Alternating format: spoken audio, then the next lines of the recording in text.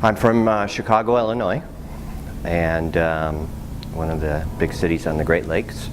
And I am a naturopathic doctor, which means I practice in ways that are all natural, no surgery, no prescription.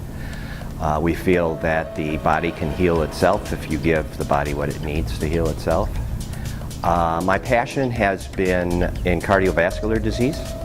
I've written a book called Let's Stop the #1 Killer, which is heart disease. And I see it as a merciless killer, taking the lives out of 1 out of every 2 people worldwide. And it's completely unnecessary.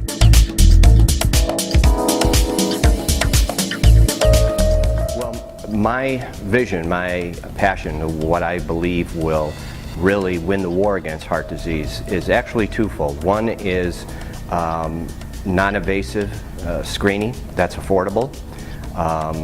We know that a team of doctors who call themselves SHAPE, Screening for Heart Attack Prevention and Education, they posted or did a study in 2006 that said that in America we could save 90,000 lives and $21 billion annually. And what they called for was non-invasive screening of people that were asymptomatic.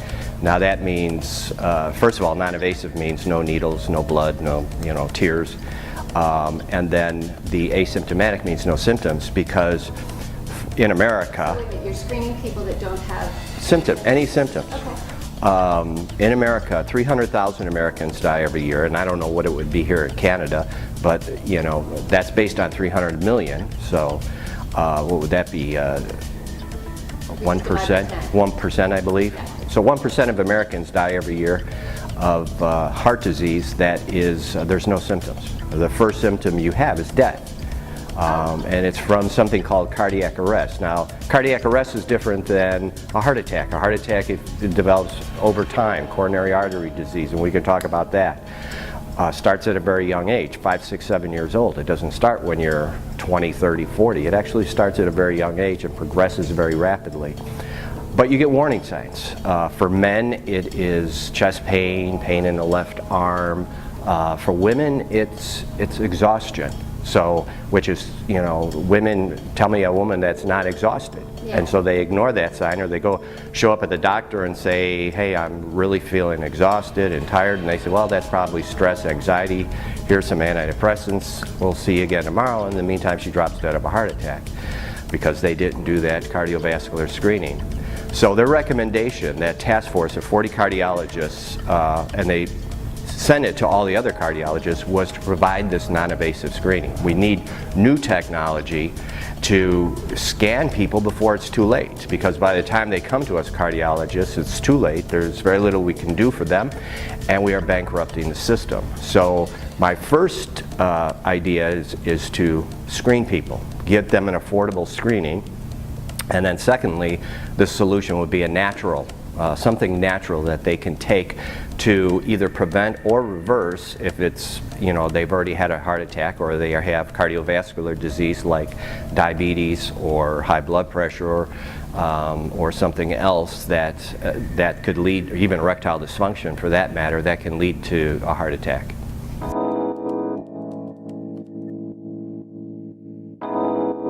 Well, diabetes is, if we look at the end stage result for diabetics, it is heart attack, stroke, blindness, kidney failure, or amputation. All of those are based on years of taking insulin, especially type 1 diabetics whose pancreas cannot produce insulin. They are on it from childhood on, so their lifespan is actually 10 to 15 years shorter.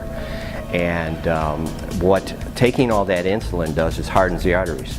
And when the arteries get hard, they can't pulse, and then plaque starts building up, and eventually it leads to a lack of circulation, which leads to angina in the chest, or maybe dizzy spells from the carotid arteries, or gangrene in the feet. Then they get amputation. So yeah, so that's diabetes. Blood pressure, we know that if a person's blood pressure is elevated, they have 7 times higher risk of heart disease or a stroke. So we need to balance that. Now, medication that's on the market today It's good at lowering the blood pressure, but it does not treat the symptom. What's causing, or it's treating the symptom, not the cause. What's causing the high blood pressure? In many cases they don't know, so they start out with a diuretic to remove fluid. Well, not everybody is salt sensitive. Maybe 5% of the population is salt sensitive. Or they'll slow down the heart rate. Give them a beta blocker, slow down the heart rate. Yes, that lowers your blood pressure, but what ends up happening is when your heart starts beating slower, it's producing less blood, less oxygen.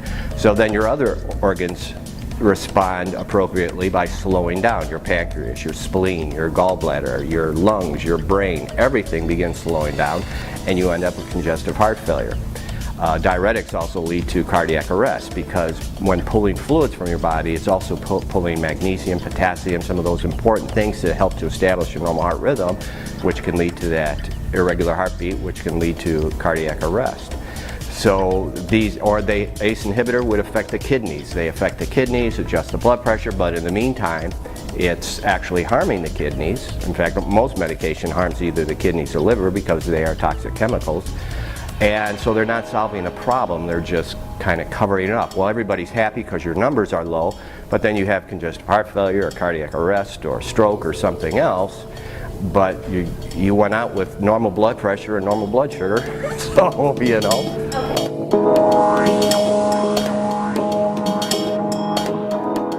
Well, the solution has been in nature all along. And what's nice about it, it's something in nature that has incredible science backing it up. Oftentimes you take a product to your doctor and he'll say, well, yeah, go ahead and take it, but all you'll have is expensive urine. Well, this is something called nitric oxide. Was discovered, well actually it's been researched for some 30 years now, but 3 American scientists won the Nobel Prize in 1998 on the discovery of the role nitric oxide plays in the body. And the way they really discovered that was by accident. A lab technician was on vacation or called in sick one day, and what they were doing is they were working with arteries of rabbits, and then they were injecting nitric oxide and recording what was happening. Well, they were cutting the artery this way. Well, a lab technician took the day off, the other guy came in and he cut it the wrong way. And what they discovered is when nitric oxide was introduced, it widened. So it was a vasodilator. So nitric oxide is a gas, is that right? It is a gas. It actually is a gaseous substance that you can't inhale, you can't take from liquid or powder, you cannot get it at all. But it does, it's a vasodilator.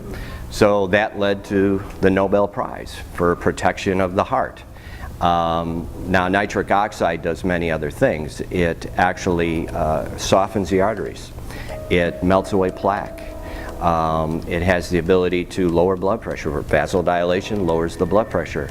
Actually, it works in three areas. One area is cardiovascular. It also works in the immune system. It builds T cells and T cell. I said that B and T and NK, which is your natural killers for cancer. So it boosts the immune system, helps to fight off parasites, viruses, bacteria, and then it also works in your brain and nervous system, the messengers that are being transmitted between the brain and the heart and throughout the rest of the body. So it works in all 3 of those areas. And so it's very important, but the problem is how do we produce it? You know, how do we? What they discovered was interesting because they knew nitroglycerin. There was something in nitroglycerin that was saving people from having heart attacks. It's been used since 1920s. You know, put it under your tongue, vasodilation. The problem with nitroglycerin is when you start taking it, you need to take more and more and more, and it's actually an explosive effect that can lead to a massive heart attack. But they said there's something in there that must be very important to the body, and the body must be able to produce it on its own. So it was the nitro part of the nitroglycerin. So then they said, well, there's got to be something else that we can use that can produce this nitric oxide. And that actually was discovered by Dr. Salvador Moncada in England. He discovered that an amino acid called arginine can actually create this nitric oxide. And amino acids you get from? Well, amino acids, the richest source of amino acids would be the things that your doctor tells you don't eat, like red meat and shellfish. So if you ate like 5 porterhouse steaks or 7 lobster tails every night, you'd have your own table at Red Lobster. But they'd love you, and you know, you might clog your colon for a year. Right. So it wouldn't be the route to go. But the green stuff and all that doesn't produce as much nitric oxide because it's protein sources. So that's where the red meat and dairy, you know, eggs, different things like that, are loaded with amino acids. And arginine is just one of 22 amino acids. And these are the building blocks of cells. In other words, they are the 2x4s of a house. Without the 2x4s, you can't have structure. And that's what gives cells structure. So protein is very important. You should get about 30% in your diet every day. Vegetarians actually get less, so they have to supplement even more with this arginine.